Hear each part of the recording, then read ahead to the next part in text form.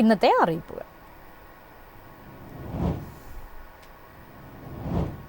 സംസ്ഥാനത്തെ ആശ്രിത നിയമന വ്യവസ്ഥകൾ പരിഷ്കരിക്കാൻ മന്ത്രിസഭായോഗം തീരുമാനിച്ചു. പുതുക്കിയ വ്യവസ്ഥകൾക്ക് തത്വത്തിൽ അംഗീകാരമായി. സംസ്ഥാന സർവീസിലിരിക്കെ മരണമടയുന്ന ജീവനക്കാരുടെ ആശ്രിതർക്ക് പദ്ധതി പ്രകാരം ജോലി ലഭിക്കുന്നതിന് അർഹതയുണ്ട്. ജീവനക്കാരൻ മരണമടയുന്ന സാഹചര്യം പരിഗണിക്കാതെ തന്നെ നിയമനം നൽകും. ഇൻവാലിഡ് പെൻഷനർ ആയ ജീവനക്കാരൻ മരണപ്പെട്ടാൽ അവരുടെ ആശ്രിതർക്ക് പദ്ധതി വഴിയുള്ള നിയമനത്തിന് അർഹതയുണ്ടായിരിക്കില്ല. സർവീസ് നീട്ടിക്കൊടുക്കൽ വഴിയോ പുനർനിയമനം മുഖേനയോ സർവീസിൽ തുടരാൻ അനുവദിക്കുകയും ആ സമയത്ത് മരണമടയുകയും ചെയ്യുന്ന ജീവനക്കാരുടെ ആശ്രിതർക്കും അർഹതയുണ്ടായിരിക്കില്ല.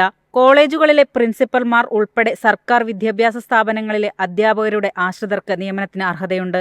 എയ്ഡഡ് സ്ഥാപനങ്ങളിലെ ജീവനക്കാർ ആനുകൂല്യത്തിന് അർഹരല്ല. സ്വമേധയാ വിരമിച്ച ജീവനക്കാർ മരണപ്പെട്ടാൽ അവരുടെ ആശ്രിതർക്ക് നിയമനത്തിന് അർഹത ഉണ്ടായിരിക്കുന്നതല്ല. News desk Myfin TV.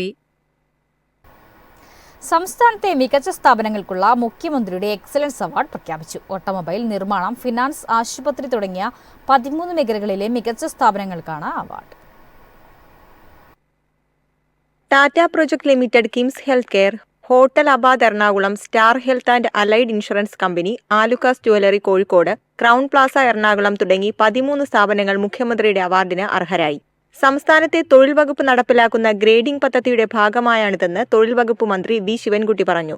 മികച്ച തൊഴിൽദാതാവ്, സംതൃപ്തരായ തൊഴിലാളികൾ, മികവുറ്റ തൊഴിലന്തരീക്ഷം, സ്ത്രീ സൗഹൃദം, തൊഴിലാളികളുടെ ക്ഷേമം, സുരക്ഷ എന്നിങ്ങനെയുള്ള മാനദണ്ഡങ്ങളെ അടിസ്ഥാനമാക്കിയാണ് വിജയികളെ കണ്ടെത്തുക. ഓൺലൈനായി ലഭിക്കുന്ന അപേക്ഷകൾ ജില്ലാതല സംസ്ഥാന കമ്മിറ്റികളുടെ സൂക്ഷ്മ പരിശോധനയുടെ അടിസ്ഥാനത്തിലാണ് വിജയികളെ കണ്ടെത്തുക. ഇത്തവണ 2472 അപേക്ഷകളാണ് ലഭിച്ചതെന്നും മന്ത്രി അറിയിച്ചു. വിജയികൾക്കുള്ള പുരസ്കാരങ്ങൾ മാർച്ച് 29 രാവിലെ 11 മണിക്ക് തിരുവനന്തപുരം ഹയാത്ത് റീജൻസിയിൽ നടക്കുന്ന ചടങ്ങിൽ മന്ത്രി വി ശിവൻകുട്ടി വിതരണം ചെയ്യും. News desk Myfin TV.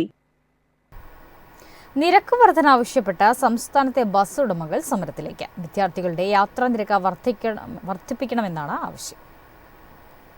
വിദ്യാർത്ഥികളുടെ മിനിമം കൺസെഷൻ നിരക്ക് 1 രൂപയിൽ നിന്നും 5 രൂപ ഉയർത്തണമെന്നാണ് ബസ് ഉടമകളുടെ ആവശ്യം. കോവിഡിന് ശേഷം ബസ് യാത്രക്കാരുടെ എണ്ണത്തിൽ വൻതോതിൽ കുറവുണ്ടായിട്ടുണ്ട്. 13 വർഷമായി വിദ്യാർത്ഥികളുടെ മിനിമം ബസ് നിരക്ക് 1 രൂപയാണ്. പുതിയ അധ്യയന വർഷത്തിൽ പുതിയ നിരക്ക് നടപ്പാക്കണം. ഇത് നടപ്പായില്ലെങ്കിൽ സമരത്തിലേക്ക് നീങ്ങുമെന്ന് all Kerala bus operators organisation പ്രഖ്യാപിച്ചു. സ്വകാര്യ ബസ്സുകളിൽ കയറുന്നതിൽ ബഹുഭൂരിപക്ഷവും വിദ്യാർത്ഥികളാണ്. ഇവരിൽ നിന്ന് മിനിമം നിരക്കായ 1 രൂപ വാങ്ങി സർവീസ് മുന്നോട്ട് കൊണ്ടുപോകാനാകില്ല. ബസ് നിരക്ക് വർധനയുമായി ബന്ധപ്പെട്ട നിയോഗിച്ച കമ്മീഷൻ റിപ്പോർട്ടുകൾക്കുമേൽ സർക്കാർ നടപടിയെടുക്കുന്നില്ലെന്ന് ഓർഗനൈസേഷൻ ആരോപിച്ചു. News desk Myfin TV. Kerala സർക്കാരിന്റെ ഉന്നത വിദ്യാഭ്യാസ വകുപ്പിന് കീഴിലെ നൈപുണ്യ പരിശീലന സ്ഥാപനമായ അസാപ് കേരളയിൽ ബിസിനസ് പ്രൊമോട്ടർമാരെ നിയമിക്കുന്നു. +2 യോഗ്യതയുള്ളവർക്ക് അപേക്ഷിക്കാം. എല്ലാ ജില്ലകളിലുമായി 89 ഒഴിവുകളുണ്ട്. മാർച്ച് 31 വൈകിട്ട് 5 മണിക്ക് മുൻപായി ഓൺലൈനായി അപേക്ഷ സമർപ്പിക്കണം. കൂടുതൽ വിവരങ്ങൾക്കും അപേക്ഷ സമർപ്പിക്കുന്നതിനും അസാപ് കേരള വെബ്സൈറ്റ് സന്ദർശിക്കാം.